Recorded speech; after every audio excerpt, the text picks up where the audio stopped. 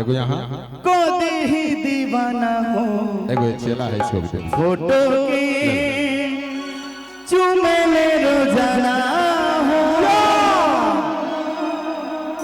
मैं याद हरियर भाई इनका फोटो जरूर चूमना। हाँ चूम लीजिए। इधर वाले भाई को थोड़ा सा ज्यादा परेशान है, फ्लाइंग किस दे दीजिए। हर की बस कर रे पगला रहे ने जब दिले बारे दर्द पहले सहे दे। लाठी ना चलाएं आप लोग और आप लोग शांति से बैठिए, शांति से। कभी ही दीवाना हो जा फोटो की चूमे ले रोजाना हो। और चले खिला गोता हर को ही दीवाना हो फोटो के चूमे ले रोजाना हो। कि मान ले पिया हमके पति पगली देखा में अगरबत्ती की बनल चाहतिया श्रीमती। नरमुंडा जी, हाँ जी, अगर ये कन्या कहे कि आपसे शादी करना चाहती हूँ तो आप क्या कहेंगे?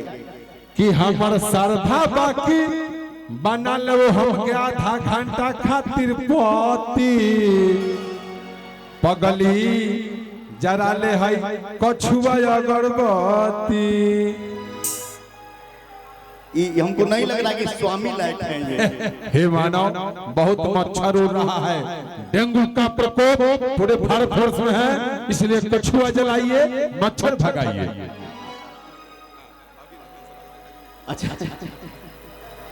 और ये जो ले ले पिया खिला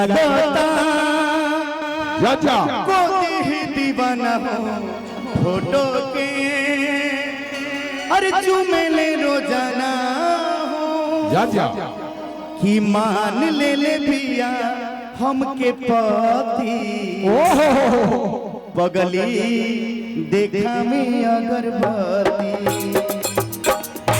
कि बनल चाहतिया श्रीमती पगली देखा में अगरबत्ती। रेडी 1 2 3 4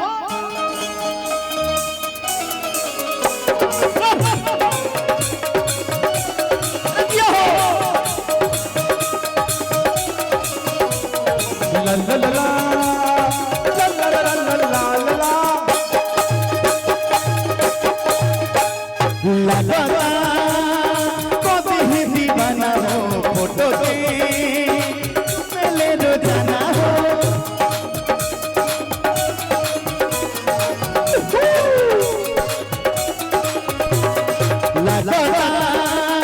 कभी ही दीवाना हो फोटो के रोजाना हो।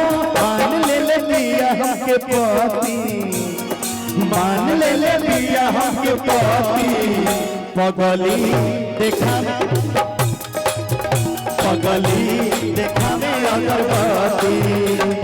बनल चाहतिया श्रीमती, बनल चाहतिया श्रीमती पगली देखा में अगरबत्ती, पगली देखा में अगरबत्ती।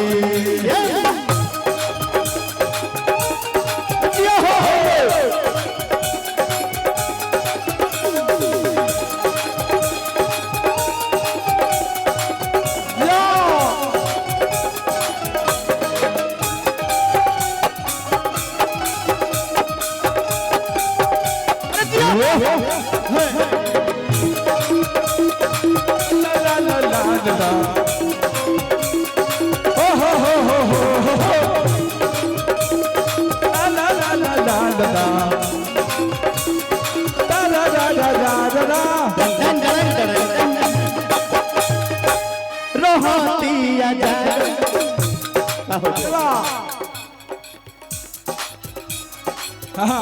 रहतिया जान तोहरे से लागल हमारा खातिर भइल बिया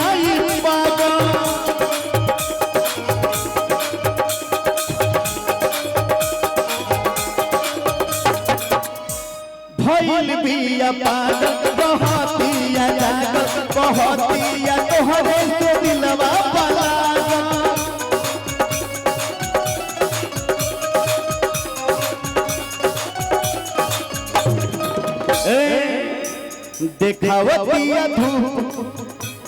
दिखावतिया धूप और बत्ती दिखावतिया धूप और बत्ती पगली देखा में अगरबत्ती पगली देखा में अगरबत्ती बनल